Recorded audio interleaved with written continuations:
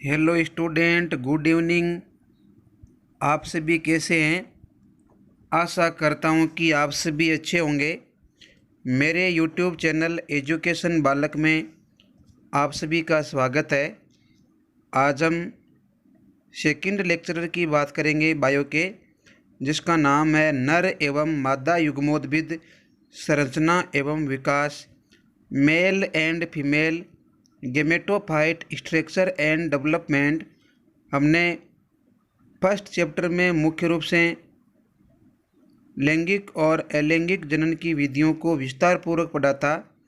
इसके अलावा हमने पुष्प की संरचना और इनके विभिन्न पार्टों के बारे में पढ़ा था।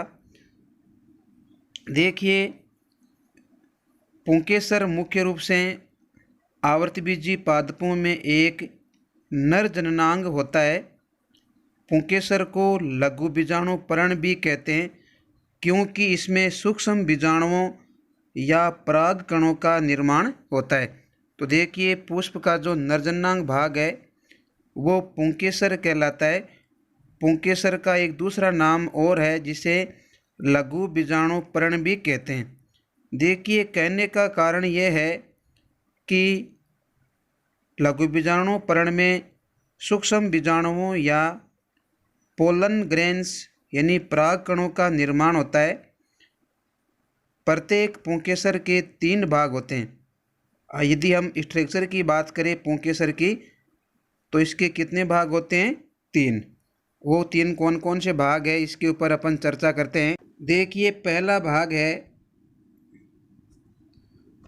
पुतंतु, दूसरा है योजी, तीसरा है परागपाली। सबसे पहले अपन बात करते हैं पुतंतु यानी फिलामेंट। पुतंतु पुंकेसर का एक लंबा या छोटा वृंतनुमा धागे जैसी आकृति का एक भाग होता है। इसका आधारीय भाग यानी पुतंतु का जो आधारीय भाग होता है पुष्प के किसी अन्य स्थान से जुड़ा होता है, लेकिन इसका जो शीर्ष भाग है, ये आगे वाला जो बच्चों भाग है, ये स्वतंत्र होता है। पुतंतु के शीर्ष पर परागकोश स्थित होता है। इसका जो शीर्ष भाग होता है, यहाँ पर क्या स्थित होता है? पोलन शेक यानी परागकोश स्थित होता है। प्रारूपिक दृष्टि से एक परागकोश में 2 पालियाँ होती है। एक पाली तो ये बच्चों हो गई, दूसरी पाली ये हो गई, और ये एक दूसरे से योजी द्वारा जुड़ी होती है। देखिए, एक पाली तो बच्चों ये हो गई, दूसरी पाली ये हो गई, और ये दोनों पालियाँ किसके द्वारा जुड़ी होती है? योजी के द्वारा। योजी एक प्रकार का बंदे उत्तक होता है। परागकोश की प्रत्येक पाली में 2 लघु बीजाणु धानियाँ होती है। तो परागकोश की जो प्रत्येक पाली होती है उसमें लघु बीजाणु धानियाँ 2 होती है। इस प्रकार प्रत्येक परागकोश में 4 चैम्बर होते हैं। तो परागकोश में 4 कक्ष होते हैं, या अपन कहे कि 4 लघु बीजाणु धानियाँ होती है।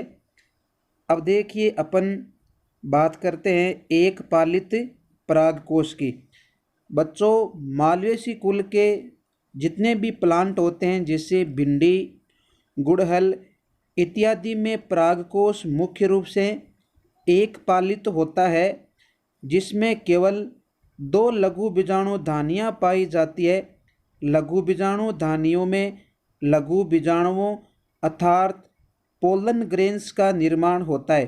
तो लघु बीजाणु धानियों में किसका निर्माण होता है? लघु बीजाणुओं या परागकणों।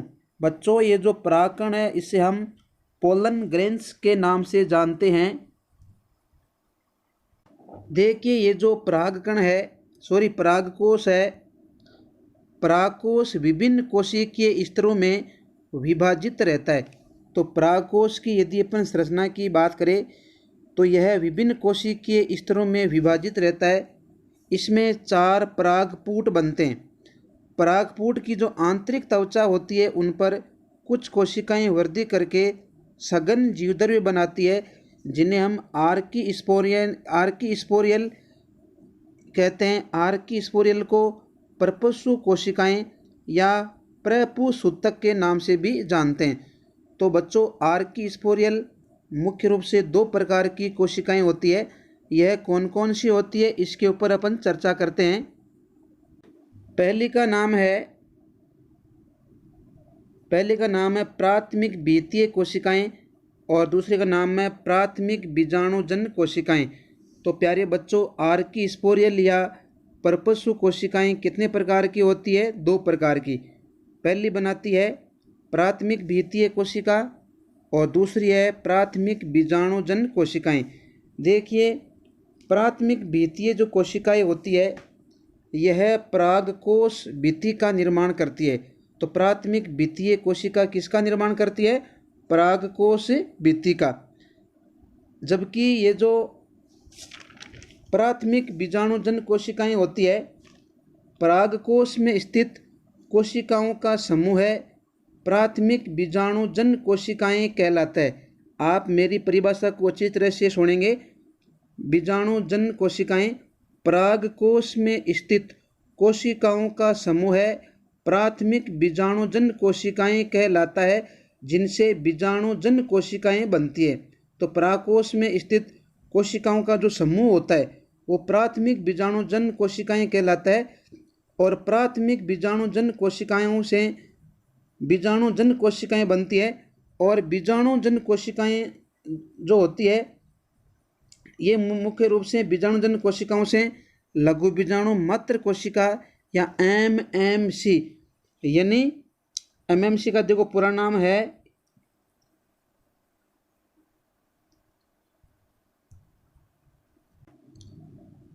लघु बीजाणु मात्र कोशिका या माइक्रोस्पोर मदर सेल। अब देखिए ये जो प्राथमिक बीजाणुजन्य कोशिकाएं होती है इनसे बनती है बीजाणुजन्य कोशिकाएं और बीजाणुजन्य कोशिकाओं से क्या बनती है? लघु बीजाणु मात्र कोशिका। तो सबसे पहले अपन बात करते हैं प्राथमिक बीतीय कोशिका। देखिए ये जो प्राथमिक बीतीय कोशिकाएं होती है अभी मैंने आपको बताया यह परागकोश भित्ति का निर्माण करती है। तो सबसे पहले अपन बात करते हैं परागकोश भित्ति की। तो देखिए परागकोश जो भित्ति होती है ये मुख्य रूप से परिवर्तन के फलस्वरूप दो स्पष्ट भागों में विभाजित होती है। वो दो कौन कौन से स्पष्ट भाग है? जिसका पहला का नाम है परागकोश भित्ति एंथर वेल और दूसरा है बीजाणुजन्य कोशिकाएं। तो प्रत्येक परागकोश परिवर्तन के फलस्वरूप दो स्पष्ट भागों में विभाजित हो जाता है। पहला भाग है परागकोश भित्ति और दूसरा भाग है बीजाणुजन्य कोशिकाएं। अब देखिए अपन परागकोश का एक नामांकित चित्र बनाते हैं, उसके द्वारा समझने का प्रयास करते हैं। देखिए यह परागकोश का चित्र दिखाया गया है।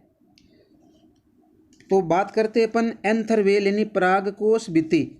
परागकोश भित्ति का निर्माण प्राथमिक बीतीय कोशिकाओं से होता है। तो परागकोश भित्ति का निर्माण किससे होता है? प्राथमिक बीतीय कोशिकाओं से। परिपक्व अवस्था में यह अनुप्रस्थ काट में 4 स्तरों में दिखाई देता है। यह 4 स्तर परिधि से केंद्र की ओर एक निश्चित क्रम में स्थिर होते हैं। अब देखिए वो 4 स्तर कौन कौन से हैं। पहला है बाह्य त्वचा। पहला भाग कौन सा हो गया? बाह्य त्वचा। दूसरा हो गया अंतःस्थिशियम यानी एंडोस्थिशियम। तीसरा भाग है मध्य परत और चौथा भाग है टेपिटम। तो सबसे पहले अपन बात करते हैं बाह्य त्वचा की कि बाह्य त्वचा क्या होती है। बाह्य त्वचा को मुख्य रूप से एपिडर्मिस कहा जाता है। बाह्य त्वचा को क्या कहा जाता है? एपिडर्मिस। अब देखिए परागकोश की सबसे बाह्यतम एक स्तरीय परत एपिडर्मिस कहलाती है। तो परागकोश की सबसे बाहर वाली एक स्तरीय जो परत होती है उसको हम क्या बोलते हैं? एपिडर्मिस यानी बाह्य त्वचा।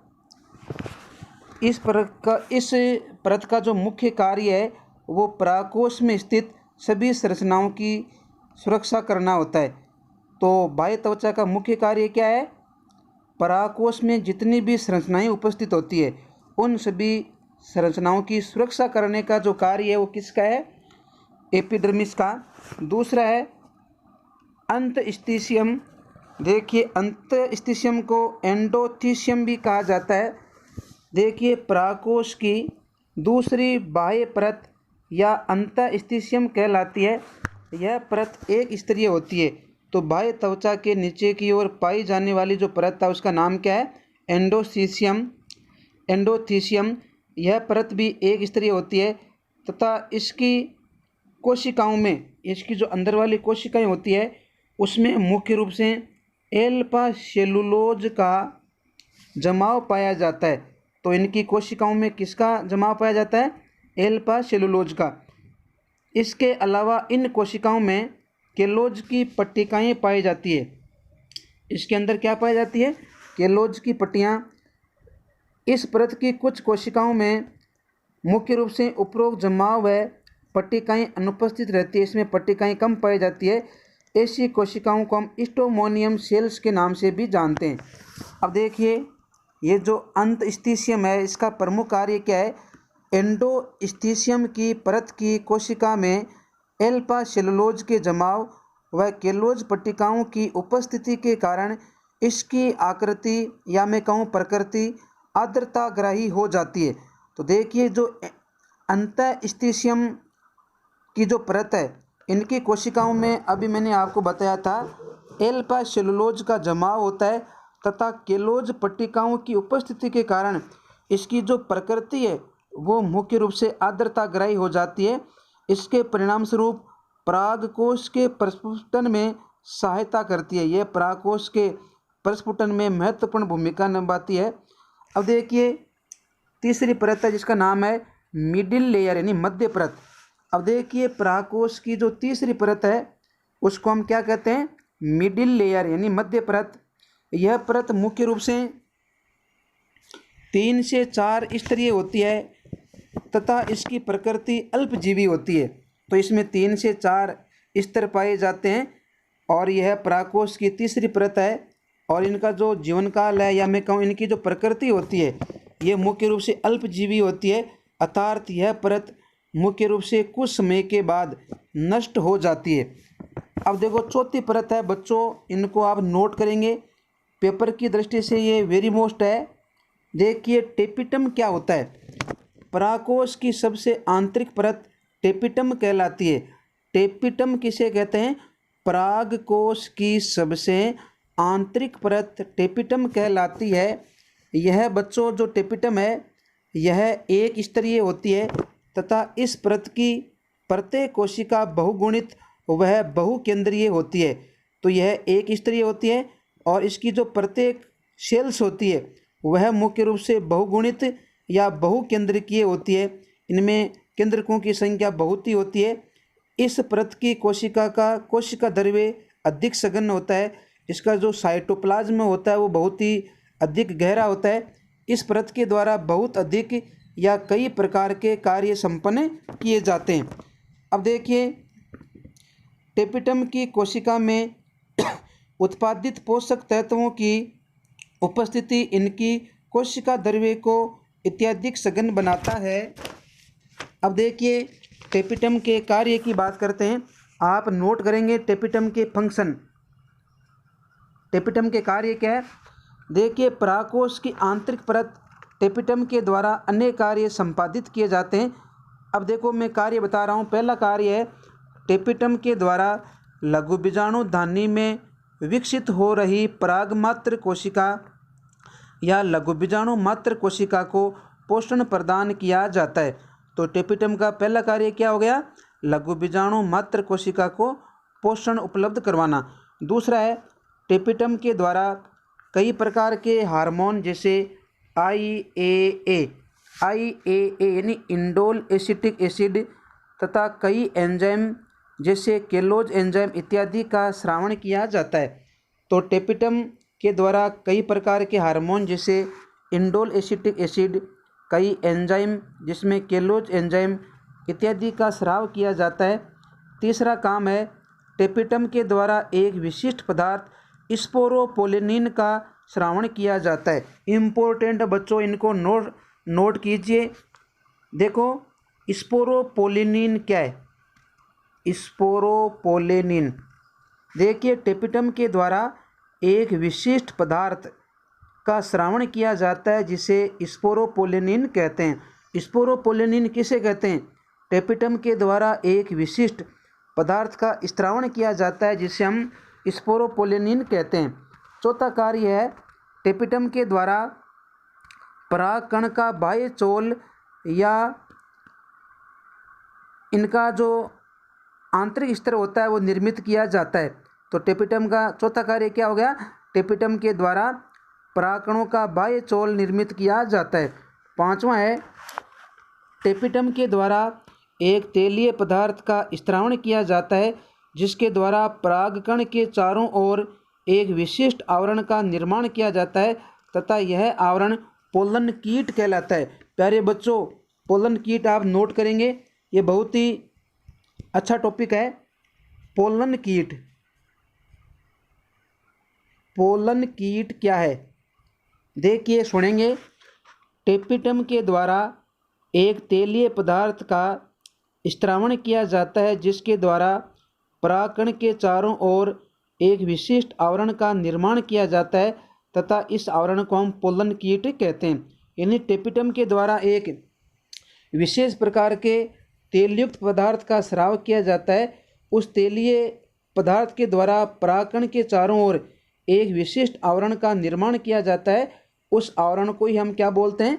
टेपिटम। अब बच्चों, टेपिटम के प्रकार की अपन बात करें तो टेपिटम मुख्य रूप से दो प्रकार का होता है। पहला जो टेपिटम है उसका नाम है अमीबीय टेपिटम।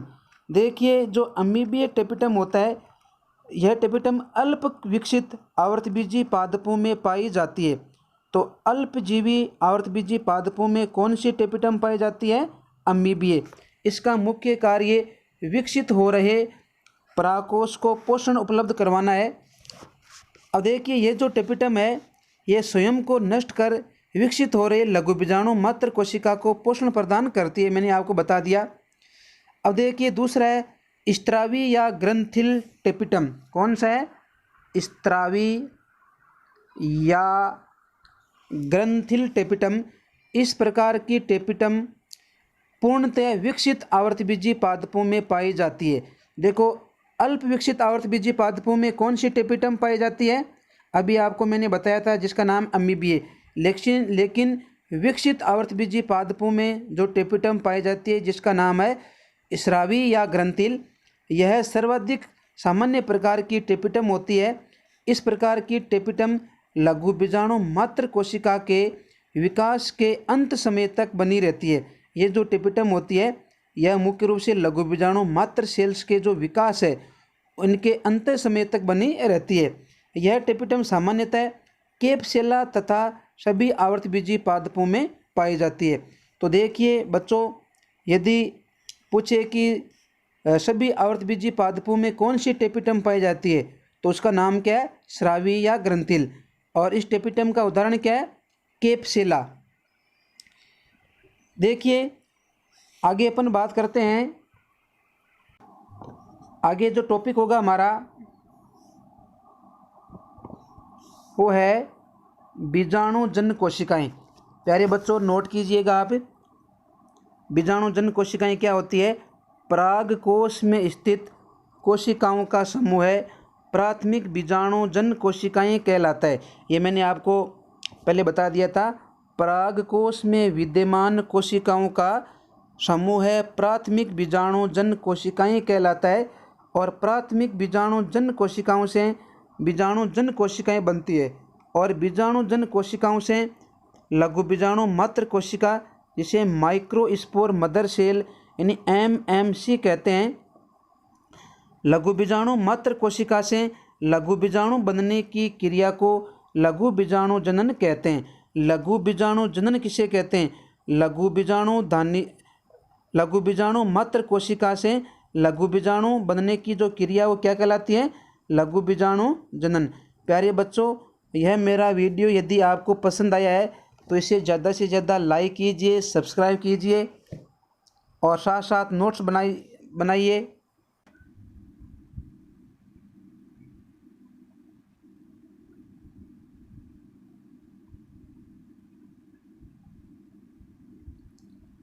यहाँ पर प्रत्येक चीज़ मैंने आपको समझाने का प्रयास किया है।